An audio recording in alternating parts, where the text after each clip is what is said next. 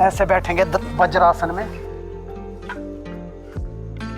जब भी हम रात को खाना खाते हैं, डिनर करते हैं, टीवी देखने बैठे हैं बेड पे, है ना, तो ज़्यादातर इस आसन में बैठे हैं। इससे क्या होता है, आपका लीवर, है ना, ठीक हो जाता है, आपका पेनक्रियाज से सारे सेल इससे एक्टिवेट हो जाते हैं। पेनक्रियाज देखना, आप कभी भी कोशिश करना, जब आपका पेट खराब होता है तो आपको पिंडलियों में दर्द रहेगा, पिंडलियों में आपको एक खिंचाव सा रहता है, तो आपको पता लगता है कि कुछ गड़बड़ है। तो ऐसे बैठे हैं रोज़, शुरू में 5 मिनट, 10 मिनट, 15 मिनट अगर आप ऐसे बैठते हैं तो आपका खाना जो है सही से डाइजेस्ट होगा, आपको गैस्ट्रिक, है ना, ऐसी कोई कब्ज, गैस्ट्रिक की दिक्कत नहीं होगी। और जिनको डायबिटीज़ है वो, इसमें आपका मंडूकासन आता है, उसमें कर सकते हैं। मैक्सिमम लोगों को डायबिटीज़ हो रही है तो दोनों मुट्ठियों को ऐसे, अंगूठों को इंटरलॉक करके नाभि के दोनों ओर लगा दिया, सांस छोड़ के आगे झुकेंगे, सांस छोड़ दिया, अंदर प्रेशर दिया, और थोड़ी को जो है अपने जमीन से टच करने का अभ्यास करना है। सिर नहीं झुकाएंगे, सिर सीधा, रीढ़ की हड्डी आपकी सीधी रहेगी, आगे देखेंगे, नीचे ना झुकाएं सिर, मेरी तरफ देखें ऐसे। अगर आप सिर लगा देते हैं तो फिर आपकी रीढ़ की हड्डी जो है प्रेस हो जाती है, फिर आपकी जो नाभि चक्र, आपका स्वादिष्टन चक्र है, वहां पे प्रेशर नहीं आ पाता। ठीक है, इसलिए आगे देखें। वापिस एक बार देख लें मुझे, सांस छोड़ी, पेट पूरा अंदर, और ऐसे झुके आप, आगे झुक के आगे देखते रहें। जितना जा पाए, जरूरी नहीं आप पूरा ही झुक जाएंगे नीचे, है ना, जहां तक जा पाए सहज।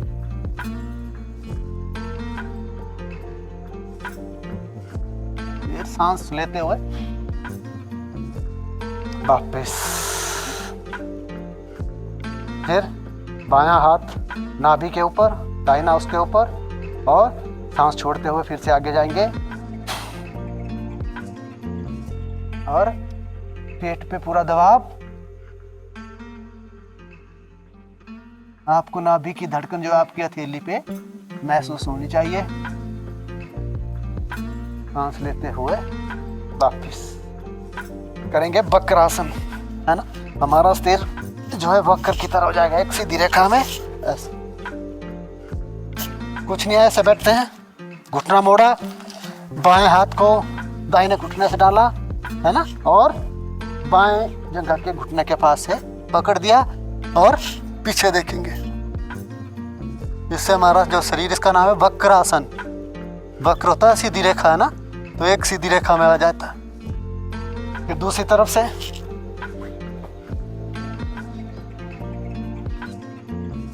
वक्रासन, है ना।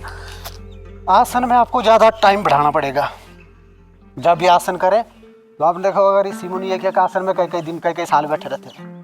अब ध्रुव ने तपस्या की तो ध्रुवासन, उसी नाम पे, उसी आसन में कई टाइम तक तपस्या की। इस तरह से नाम रखे हैं पक्षियों के नाम, जैसे गरुड़ आसन, सर्पासन, भुजंगासन, है ना, वैसे करते हैं। तो फिर एक एक गौमुख आसन, इसमें क्या है, आपको बाईं जो नीचे होगा आपका पैर, है ना, जो भी पैर नीचे है उसकी एड़ी पे बैठे। अगर दायां कर लिया है तो दाएं पे, बायां कर लिया है तो बाएं, और जो पैर ऊपर है वो हाथ ऊपर से जाएगा और दूसरा हाथ नीचे से आएगा, और ऐसे पीछे इंटरलॉक कर लें, और ऐसे बैठ के आप कपालभाति भी कर सकते हैं, है ना। दोहरा एक तो आसन का बेनिफिट हो गया, और एक दूसरा आपका प्राणायाम भी हो जाएगा साथ साथ। इससे आपके वैसे भी जो लंग्स है उसमें आपका खुलते हैं जब आप गौमुखासन करते हैं। तो इसमें आप कपालभाति कर सकते हैं। अब पीछे से देख लो एक बार, ऐसे ऐसे पकड़ में आ रहे हैं, आए पकड़ में। चलो, बच्चे कर रहे हैं, पीछे कॉलेज के बच्चे बैठे हैं, वो कर रहे हैं। जिससे आपकी कंसंट्रेशन बढ़ती है। इसमें किसी भी आसन में आप प्राणायाम कर सकते हैं। वज्रासन में बैठ के शाम को तो बैठ के अनुलोम विलोम कर लिया, कपालभाति कर ली, है ना। बच्चों के लिए एक लास्ट शीर्षासन कर देते हैं, फिर हाँ कराऊंगा मैं, शीर्षासन कर लो पहले।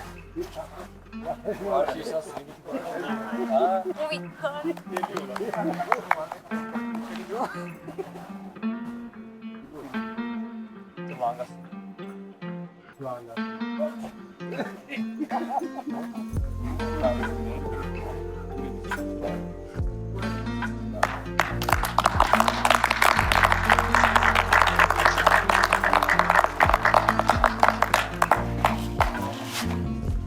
शीर्षासन, सारे आसना किए तो शीर्षासन ही कर लो एक रोज काफी है। और कोई आसन ना आ पाए तो एक शीर्षासन कर लो। अब जिनको ज्यादा गर्मी लगती है तो शीतली शीतकारी ऐसे सांस लेंगे तो गर्मियों के दिनों में किया जाता है ना। और सर्दियों के लिए सांस लिया, रोक के रखा, मैंने बोला आपको, फिर छोड़ दिया। इससे आपके शरीर में गर्मी बढ़ती है। फिर मुद्राएं हैं, मुद्राओं का भी प्रभाव पड़ता है हमारे शरीर पे। विभिन्न मुद्राएं हैं, हमारे जो 8 चक्र हैं, 9 द्वार हैं, वो सारे योग से खुल जाते हैं अगर आप करेंगे।